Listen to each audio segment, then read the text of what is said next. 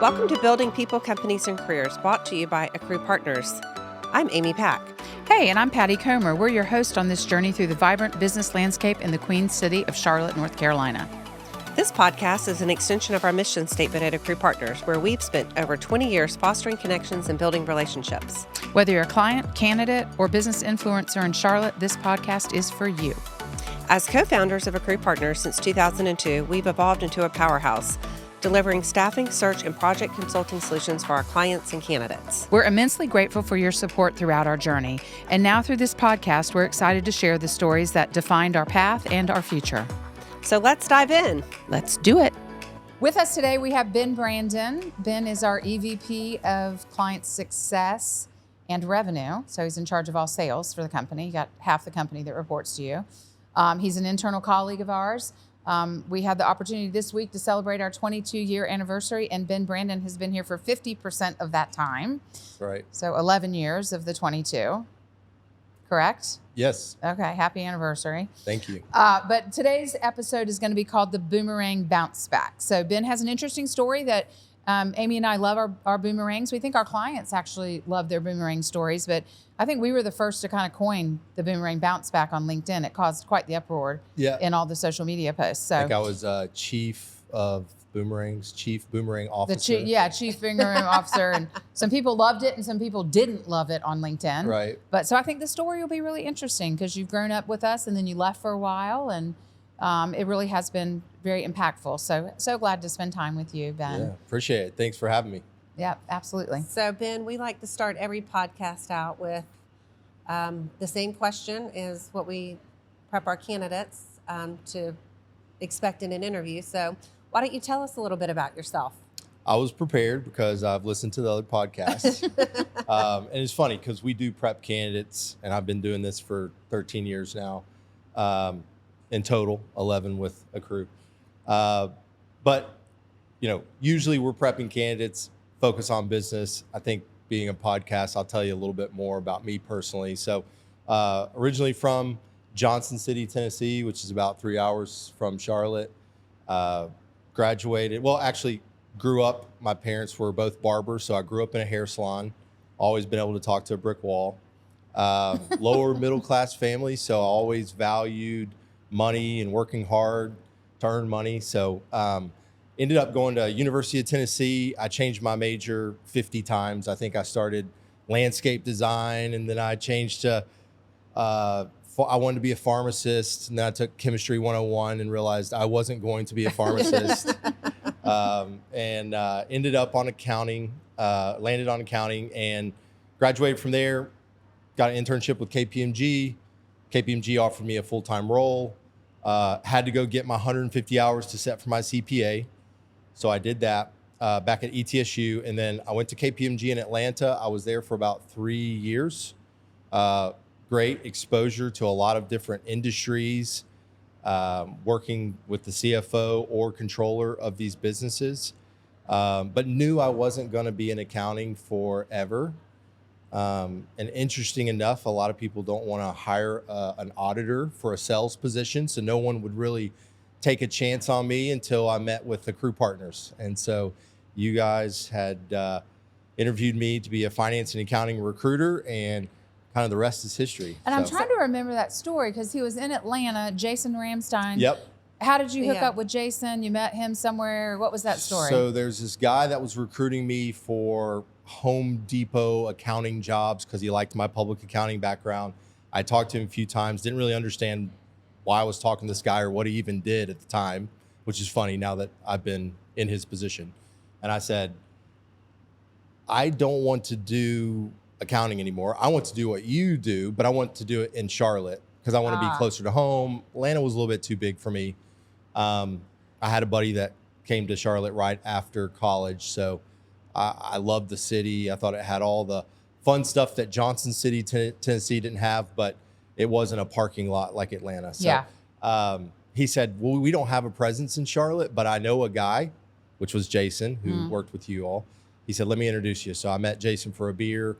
I took it as more of an interview, so I was super buttoned up and trying to sell myself. And I think he was drinking beer and just like, you're going to love these ladies that are my bosses in Charlotte. So I interviewed one time while I still had a job at KPMG. I was going to have to come up a couple other times. And I was like, I'm just going to risk it. I actually quit KPMG without a job. Everybody was like, what are you doing, What man? year was that? Because it was 2010. Okay, And it so was this right when the economy was coming. Everybody thought I was crazy, Yeah, right? our They were business like, was really coming back Yeah. already, but the rest of Yeah. the world was still suffering. everybody else was like, what are you doing, man? But I was like, I'm never going to get a job that I want if I can't take time to drive up here and interview. You Right. can only have so many dentist appointments in a month. Yeah. So, so I quit my job, interviewed with you all. I was interviewing a couple other places, but I had my heart set on Accrue. Yeah. You guys. So were you and your interviewing energy. with other places in the industry or Yeah. within accounting? Yeah. By that Okay. time, I think actually my first conversation, this is when I told that guy that I don't want to do accounting. I want to do what he does.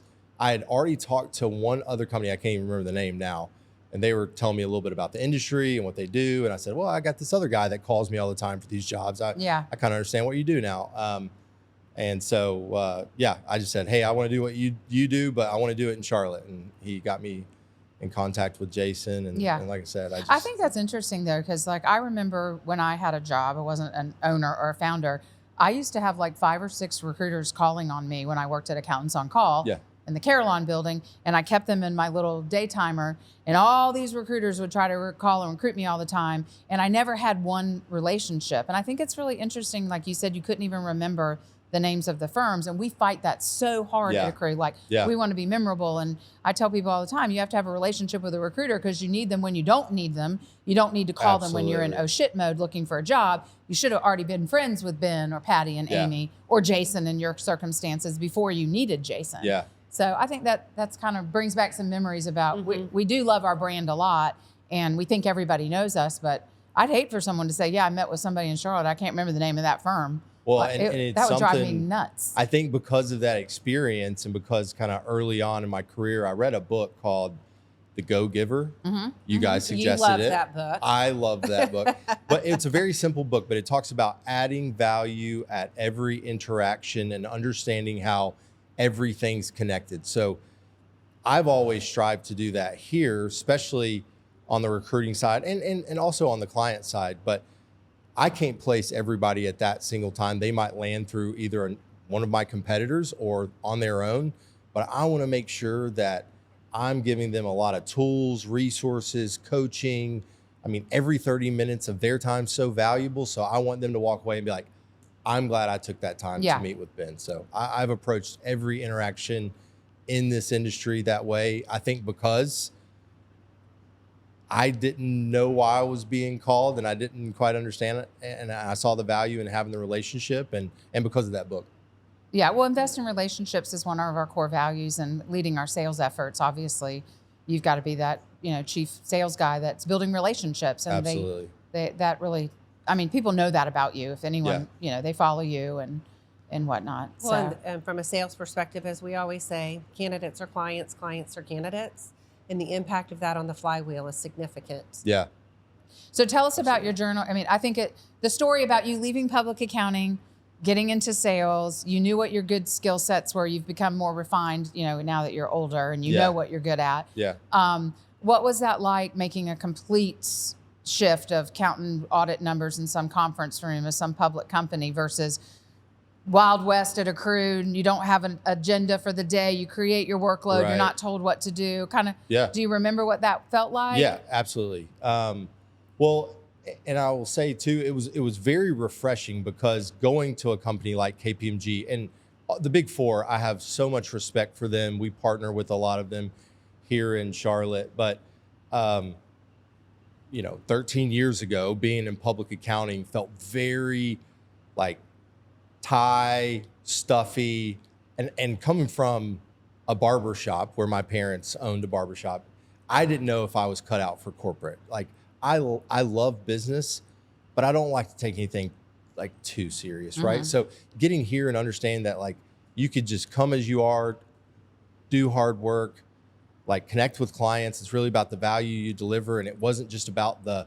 show of how you dressed and how you showed up. Like I was like re-energized for corporate America. I was like, okay, I need to be in a smaller company that fits me better, less red tape. I loved early on if I had an idea of like, hey, we just did this awesome thing with helping a company relocate from Spartanburg to Charlotte, let's do a white paper. And we were like, let's do it. And we did it and we published it. I would have had to go through so many rounds of approval to get anything like that on someone's radar at KPMG. So it was very re-energizing. And yeah, it was definitely different too, though. I mean, I remember writing was the most difficult thing because in my audit world, it was very technical, and, you know, writing emails, you have to be personable and have some of the pleasantries. I know Amy taught me early on, like, hey, dude, you sound a little bit like you're writing an audit memo. You got to like soften some things up. So I had to just get comfortable doing that, right? I wasn't writing a lot of emails to clients that weren't just very specific about an invoice or something. Yeah. So that, I think that was the biggest challenge, but I got exposure to so many different industries while I was at KPMG, and I've always loved that part. Like, you know, the 200 samples afterwards, I didn't love to document and audit and verify all that, but the 20% of going in, learning about the business, how they made money, who their competitors were, where their threats were, and all that, that was fascinating to me. And so we get to do that every day. I mean, we serviced 160 clients last year in a 60-mile radius of Charlotte. And so many different industries. We always pride ourselves on the diversity of our client base. Right. And so that gives me a lot of joy and excitement just in my day-to-day. So I remember when you came in the elevator over at 2137, you had the same giddy up outfit because you are a prescription of clothing. Yeah. White shirt, blue pants, brown. He's had that on for 11 years, right? Yeah, pretty much. My closet looks like James Bond. Yep, you're easy to wardrobe. Your wife probably appreciates that. But you came in, you did accounting and finance. So you took all the vocabulary and education that you had and you started placing accountants. And then we said, oh, Ben, you need to move to sales. Yeah. Tell our listeners a little bit about your career journey from individual contributor to manager to then VP to now EVP. Yeah. Kind of like what's that been? And maybe are there some pivotal stories that you can just recall back that like, yo, this changed, everything. As Greg Dorshing would say, yo. This changed something for me in the 11 years. Absolutely. Well, so when I first got in the building, I was on accounting and finance. There was another person that had been there for quite a bit longer than me who was really good at his job. But I saw that we were doing much better with like controllers, CFO, higher level roles, and we maybe were passing over some of the operational accounting roles, right? And I came to you all and I said, hey, let me own this, and I think I can turn it into something really cool. And we ended up hiring 2 additional people. I think we were somewhere close to 1.52 million when I was on that team. And then we were starting to see that corporate support maybe needed a little bit more leadership. And we were also looking at, wow, there's something here with marketing. So with very little to no marketing experience, I helped us pull marketing out of corporate support, was leading our finance and accounting ops, our corporate support, which I was really getting into some of the more like high level customer service, inside sales, jobs, ops roles in corporate support. And then we were pulling apart marketing. And then there was even a stint there where I think we needed somebody to serve as like an interim HR. So I always loved learning the new disciplines, and really you learn through candidate interviews and candidate interactions, right? Going in, being vulnerable and humble enough to say, I don't know everything about this area, but I'm going to learn from these very talented individuals, and then I'm going to go and put together some trends and be able to go and recruit on the next big role or present at some type of event. So we did that. So it was kind of director over many of those, and then I believe VP. And then when I moved into sales, I was doing that a little bit before I left initially. And I think one of the pivotal moments for me was, well, actually there's 2. One, I connected this company as a lighting company to a company that did commercial security. and they actually could do some referral business, and they loved me for that. And I got all of their business that year. So I saw the power in like our network and our brand. Then the second thing was I had kind of been too late to the game with a couple of companies that had gone through these like SAP implementations, and saw what a burden and impact those have to the business, not just the success of the implementation, but your day-to-day customer service and accounting and finance ops is vastly impacted by these transactions or implementations. So so I was too late to the game on two. So the third one, I kind of got like right time, right place. And I remember the client, they were going through an SAP implementation. And I said, hey, can I connect you with these folks that have already gone through this? They I can remember that. tell you the woes of these implementations. And also I can help you set up like best practice on how you bring in contractors, how we retain them, how we have them here for 6 to 12 months so that you have a successful implementation. And they thought I hung the moon, right? And fast forward, now we're doing a lot of project consulting and solutions, and I'm digging even deeper and seeing how we can help clients be successful in those areas. Yeah, and get the clients to collaborate together about their woes. That's not from an outside party giving them the feedback. They can talk to another like-minded business that is going through it. And it's not the consultants telling them what to do. It's actually the businesses. Yeah. I do think that the staffing industry, there's not much that we don't know about the employment landscape. And if you want to figure out a city real quick and what employer's good, what employer's bad, who's paying the best, who's got, I mean, we know all of that. Yeah. That is great. That's the thing that makes me so excited always about the industry. That's part of when I interview a candidate, I always say, share with me where you're interviewing so I can help you avoid a landmine. We know the reputation of many companies that are here in Charlotte, and I'm interviewing candidates that want to leave those places. I can tell you what they are saying. So I always offer that, and I think they really appreciate that. So. Awesome. You said something interesting that reminded me of Joe's interview, our last podcast. You said that you came to your bosses, which was Amy and I, and said, hey, I'm thinking about this, and you don't have a lot of accounting operational business. I want to take that business. Let me do it. I got it. Yeah. And we were asking him, he was an up and coming young professional. Like, how did you get the CHRO of this large publicly traded company to believe that you, 7 years out of college, could do this global transformation? And he said, I just told her, I got it. Yeah. And those words of affirmation in today's work environment, so many times you're just questioning, do they have it? Do they have it? What support do they have to give? I mean, that was, I think, for us when we knew we could just trust you. Like, he's got it, give him what he needs, the resources, and you did it, and you transformed our business. I think that year we had something crazy. Like one client alone had 50-something AR associates. That was that relocation from Spartanburg. Yeah, we had a relo and automation. That was another big pivotal moment because we got ahead of that relocation and was able to educate them on the differences in salaries between Spartanburg and here. And they had to work within a budget. We didn't ask them to change their budget, but we gave them some solutions and alternatives that would help them work within the budget, but still allow them to attract the right talent. Yeah. So that was another. Well, and I think that's one thing you've always done well with the clients is you're looking at it as the solutions oriented and not just super check the box and tactical. Right. And that's why they keep coming back to you. What would you attribute that skill set to? Was it your upbringing? Was it public accounting? Because you're very solutions oriented.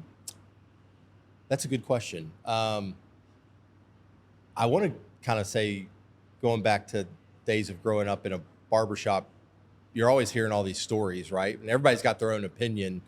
And I don't know if it's like my ability to see like, okay, one opinion is maybe just that opinion, but if you hear it a few times, there's some trends. So I've always seen like when there's trends, and the fact that I love earning the trust of my client to where they're like, Ben is our go-to guy. He cares just as much about the success of our company as we do. He's thinking about it even when we're not interacting with him. That brings me a lot of joy and excitement in this job. But I do think there's something there with like being able to see kind of trends across different interviews or client meetings. When I hear something once, okay.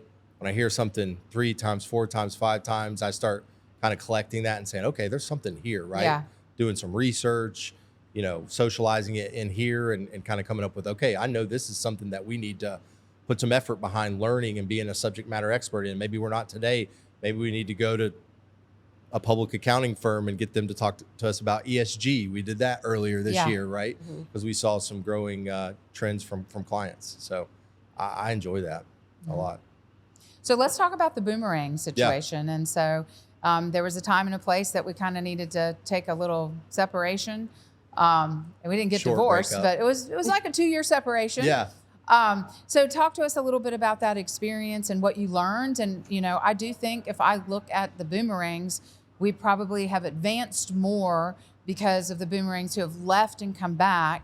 Not that our folks that have grown from within don't have a tremendous amount of institutional, there's a lot of value, but it has helped us because we trust, you already know us, you left, you went to see greener pastures or not, and you learned a few things and then you came back for a reason. Kind of Absolutely. How did that help your career? How did that hurt your career? What are some things that come to your mind when you think about what happened or how your life is different now? I don't think that I would have had the growth that I've had in my career without leaving. And the reason being is when I was at Accrue, I was always on several of these large clients, being the person that was working on the client's side, working with delivery, sometimes delivering myself. But I was so ingrained in current business and also delivery that it was so hard to stop and say, hey, I'm going to go out there and make some new friends and leave voicemails, have some time that I didn't feel like I'm delivering candidates or delivering revenue to the company. So leaving, I was in a situation where I had to build a little bit from scratch, right? And so gave me some time to sit back and say, how do I take this Go Giver book and what I learned many years ago of adding value? How do I go and apply that, make some new friends, brand the division that I was a part of? And so, everything from like creating my own thought leadership group for some HR executives. We did that for some time. Partnering with some of these other companies that might be doing similar stuff, selling into corporations that I want to do business with. It's always easier when it's a warm, hey, I trust this guy. He's going to be super responsive. He cares a lot about your business, not just the transaction. So I think it really allowed me to flex that business development muscle. I've always been a little bit of the historian at Accrue, I feel like, with my knowledge of the clients we've serviced over the years and the different things that we've piloted or launched or decided as a business to do, that it was going to be, I think we've always thought like, is this going to be great for our clients? That's why we do anything, right?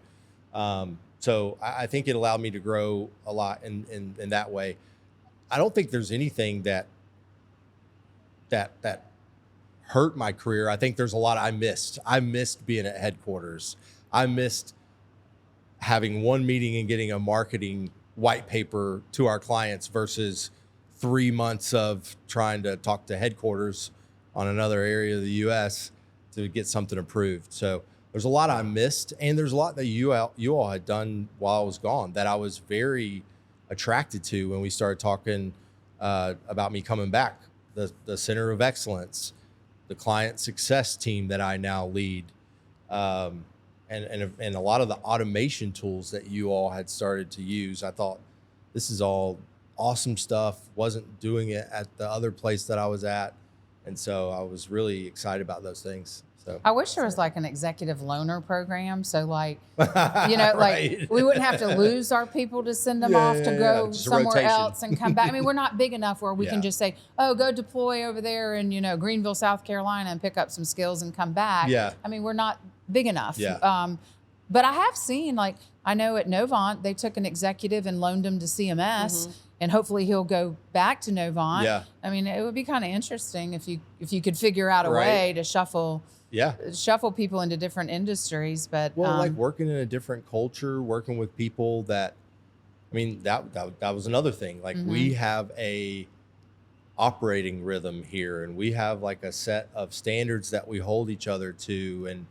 And again, the other place, who I will never talk badly about, worked differently, and that was a challenge for me, right? I've always wanted to do everything to produce the best possible work for the client at all costs. And I take a lot of pride in that.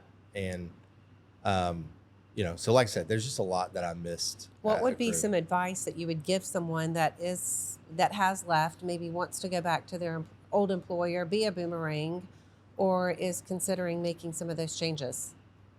I think just don't be too, I guess, either ashamed of why you left or prideful to come back, right? Like both parties have probably got new perspectives. They've grown. You know the commute, you know how to get in the building, you know the environment, you know the people there. I felt like as soon as I walked back in, I never left, right? Like pretty quickly.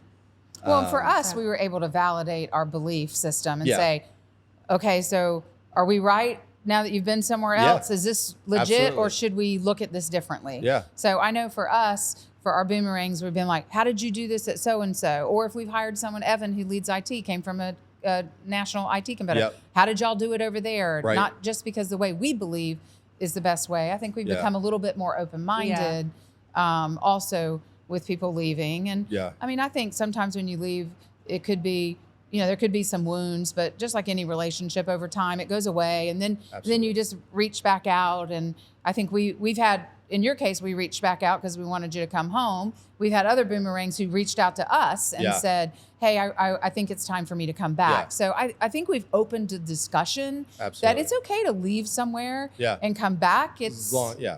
It's and maybe that's just a maturity part on Amy and I's side too, that we just grew up a little bit more professionally and mature, and it Right. took some time for us to mature up that it was okay for people to come back. Yeah. So I think leaving on good terms is very important. Absolutely. Resigning on good terms, firing on good terms, exiting people softly or giving them a soft landing is something Amy likes Absolutely. to talk about. Really helps that long-term relationship Yeah. because you just never know. I could end up working for you one day. Right. I want to be the receptionist right here at AccruePartners, but they don't have that job anymore. So a robot took it. That's But fine. you did say something else, and I said something about maturity, and we talk about generations at work at Accrue because you kind of straddle. Amy and I are the bomb diggity Xers that rule the world, Right. and you are a Millennial by age or by year of birth definition. But I mean, you definitely don't always.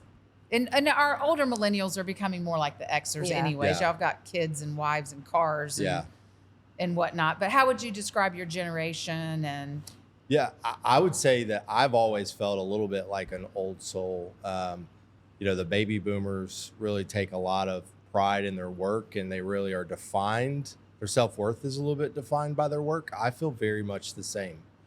I think Gen X, they talk a lot about being kind of the latchkey kids where they had the dual income family. And I was the same way. I mean, I spent afternoons at a certain age being independent. I had to make my own food. And, when I was a teenager, I ate 6 meals a day. So that was a lot of cooking, which I also enjoy doing today. But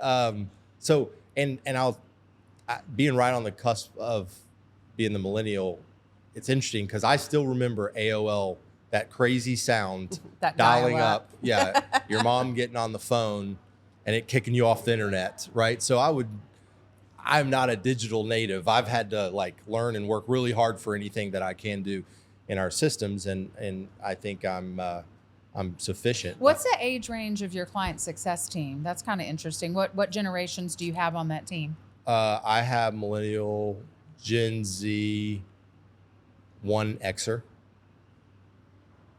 Yeah. So you're managing 3 generations. Yeah.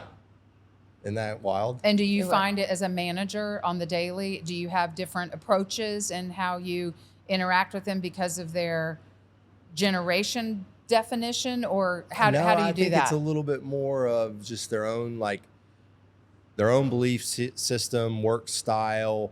I mean, one of my Gen Zs, 25 years old.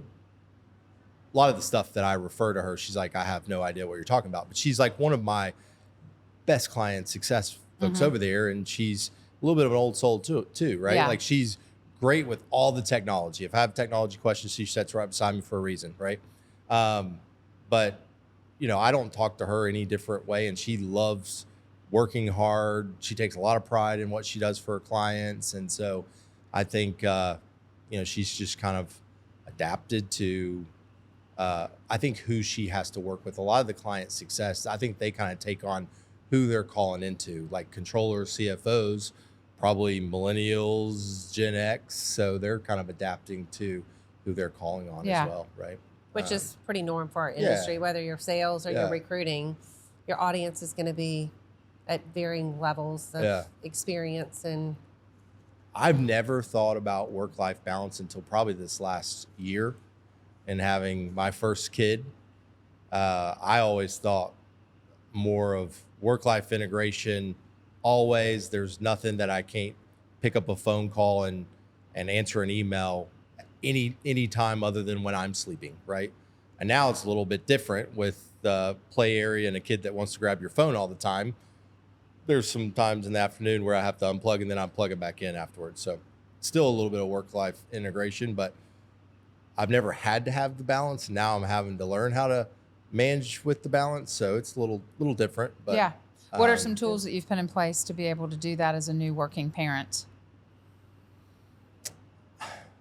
I don't know that. Well, so a few things. I think I've had to try out some different schedules, right? And my wife also has a big job. So early on, she did all morning routine. I did all afternoon routine, but we work with clients that want to do happy hours and wants to do dinners. And there's a late night that I need to be here with my team and getting some stuff done. So kind of went back to the wife after a few months and said, hey, I'd really like to have a couple of late nights. I'm willing to do some mornings if you need me to. So playing around with schedule a little bit. And then also, I think it's just a lot of communication with my wife when, one, we have to change schedules, or two, like, hey, listen, after we get Whit is my son's name. After we get Whit down for the evening, after we get all the stuff washed and put up and all that, I need to sit down and do the email and work. Right. Yeah. So it is about finding a rhythm and finding a good partner. Yeah. Right. I think that's key. So. Well, and you work for two women that had kids. So does that make a difference, or are we a harder ass on you because we were working moms? It's kind of like the walk up the hill both ways with no shoes on in the snow. No, I think you guys have been great and very understanding and willing to kind of talk through when I'm having challenges. I mean, I went through the daycare plague there for about 6 weeks, but we got all that figured out. And now I think I have the immunity system of a Greek god. So I think, there we go. daycare for that.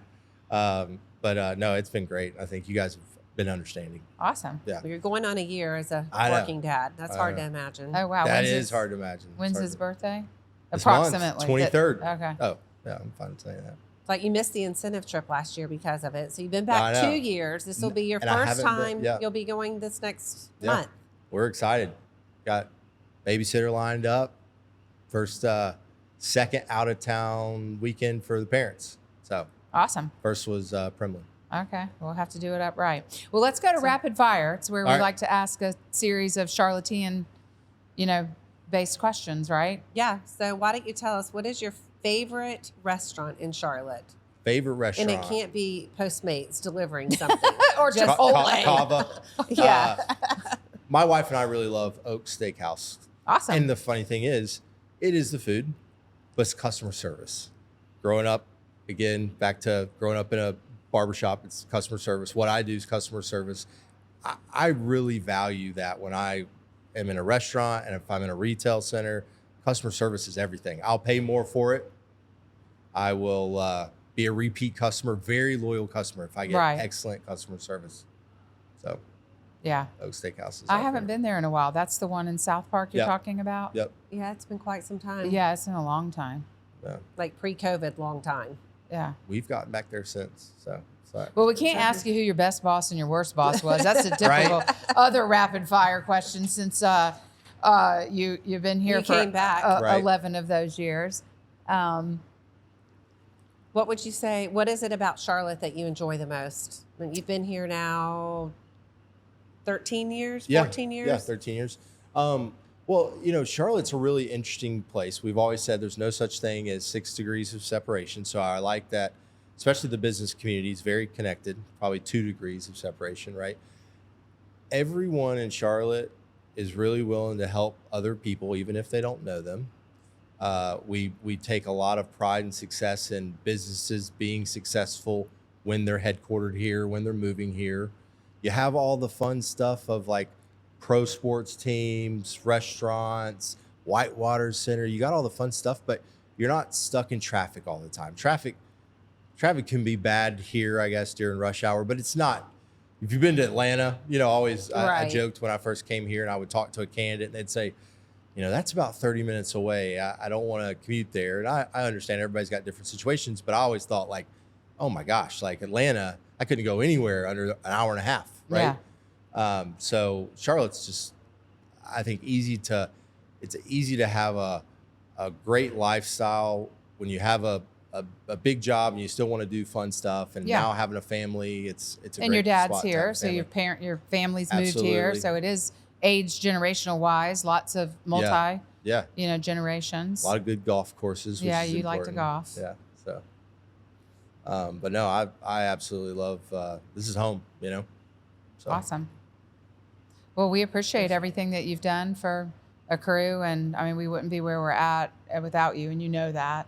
Absolutely. So we really appreciate you building people, companies, and careers, and I think that's a wrap, unless there's anything that we forgot to ask that you want to make sure is on this podcast. No, I mean, I think this has been fun to talk through all this and kind of think back over some of these things that we've accomplished together, and also I think where we're headed. I'm very excited about where we're headed too. So Yeah. I guess that would be a good closing question. Where do you think we're headed as a company? Well, I think with investment in project consulting and solutions, the client success team and how we've not so much restructured, but we've worked on growing and developing that team. I mean, I see us, we've always been number one staffing company, but I see us getting into some of these big projects, working alongside some of these big Bain, McKinsey, Deloitte, other integrators and implementers of technology, being business partners. That's what I always tell my team. We're business partner first. Obviously, we generate revenue off of placing candidates, whether it's a consultant, contractor, or for a direct hire retained search. But we're business partners. We want to help propel companies, businesses.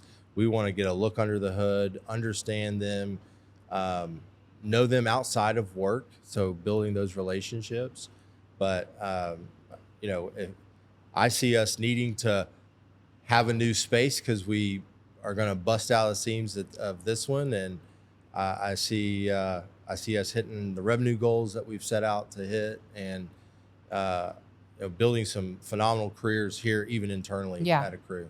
I care a lot part too. Yeah, The success of others. Yeah, right? Ultimately, I mean, helping clients is great, but when you see all of the internal success every Absolutely. day, it's really rewarding. Absolutely. So So, I'm very excited about where we're headed. Well, that ties right into the podcast of building people, companies, and careers. Absolutely. thank you.